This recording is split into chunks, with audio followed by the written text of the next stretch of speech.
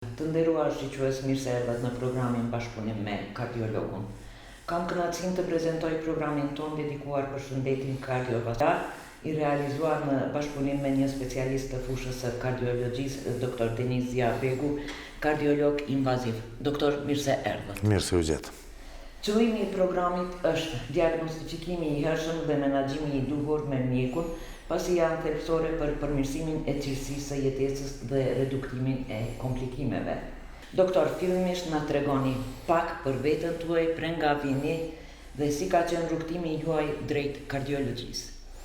Unë jam doktor Deniz Ziabegu, specialist i mjekësisë internës, su specialist i kardiologjisë dhe kardiologjisë invazive. Vi nga Prishtina, edhe në Prizren nuk jemi thojmë jabangjisë, edhe në kom të Prizrenit. A ka pasur në ndikim familja e juaj në zgjedhjen e profesionit tuaj pasi vini nga një familje mjekësh, e din këta? Jo, nuk ka pasur. Kjo ka qenë me vetë dëshirë edhe me dashni ndaj profesionit. Nuk ka pasur. As baba, as nana nuk u përzi në zgjedhjet tim. Pasi e din babën të ndjerin i keni pas një kardiolog të njohur në Prishtinë. Nuk u përzi. Nuk janë përzi të të. Nuk janë përzi. Çfarë ishte që ju motivizoi më së shumti të specializoheni në fushën e zemrës kardiologjisë? Edhe kjo është me dashni, besoj. Edhe me kërkesë time ka qenë edhe këto më me thonë vazhdimësi të profesionit të babës, po pa ndikim të babës ose familje, drejt për drejt. Po, indirekt nashtë, nuk muj me ditë atë. Doktor, sot do të flasim mbi koronografi.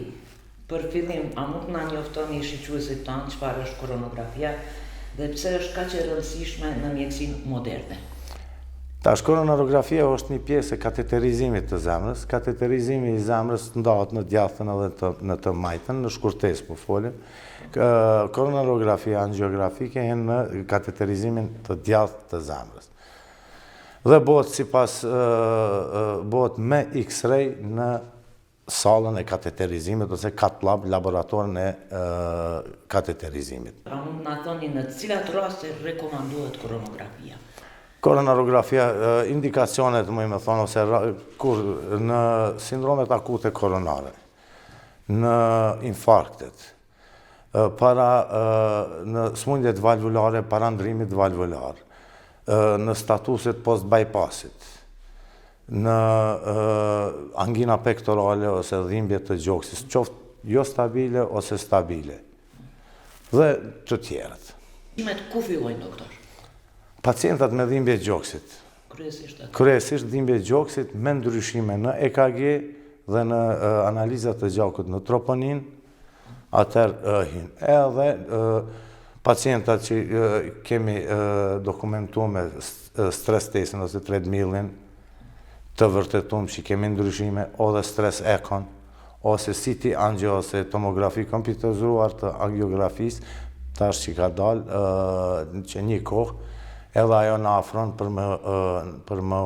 për koronarografi.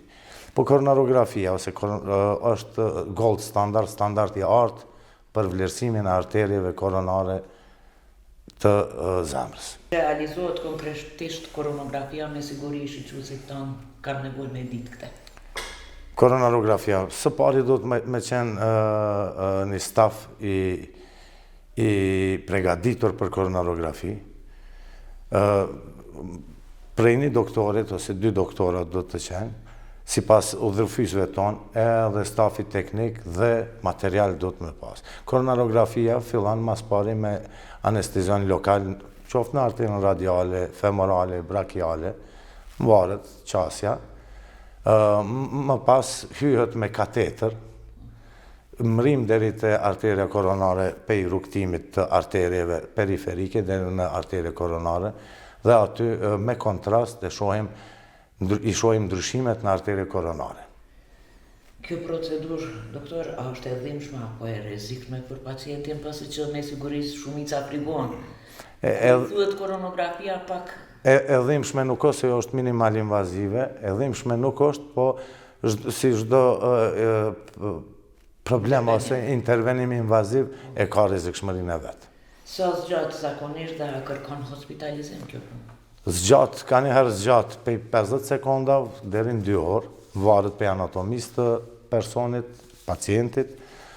Hospitalizim kërkon, varet dhe ecshmëria ose prognoza e pacientit, a është stentu, a është koronarografi e pastër, a në kanë dalë arteriet të pastra, dhe me të pastra normale, thonë. Na i thojmë të pastra, për normale, edhe mas asaj varet edhe qasja, qofse u bo femorale nesër, në mas 12 ore, ose të nesër, qofse u bo radiale, ma heret lëshohet, si pas udhërfysve tonë në kardiologi, në bazuar në shoqatën evropiane dhe amerikane të zemrës. Çfarë tregon koronografia, çfarë informacioni marrin mjek nga kjo procedurë? Sa është saksia në diagnostifikim? Saksia është 100%, hala është gold standard i artë. I tregon, mundet me na, si rezultat, mundet me na tregu artere që i ka normale, t'ja fillojnë me normale. Mundet me na tregu që kemi ngushtica ose stenoza, mundet okluzionet, mundet me na tregu edhe anormalitetet anatomike, edhe shumë tjera. I tregon spazmat dhe ndryshime tjera në arteri koronare. Nëse gjatë koronografisë zbulohet bllokimi në enet e gjakut, cilat janë hapat e radhës? A trajtohet me njerë probleme gjatë procedurës së koronografisë? Qofse është bllokimi akut ose akut, i menjëhershëm, duhet të trajtohet për shkak të normalizimit ose pështimit të qelizave të mos të vdesin kardiake. Qofse është okluzion total kronik, atër e bojmë planin, po edhe ato tentojmë me qetë, me hap. Nëse është, si pas regullave, nëse e kemi një skor, syntax score, nëse më përmbush ma shumë se 28 ose 38 ose më varet që kanë rezultate, atër mujmë edhe me kërku mendimin edhe hartim me kirurg, a është për bypass, atë tentojmë të hapim okluzionin kronik total. Sa janë kushtet këtu në Prizren për këto? Kushtet janë për Prizren edhe në spital privat, edhe në spital shtetit, kushtet i përmbushëm për këto.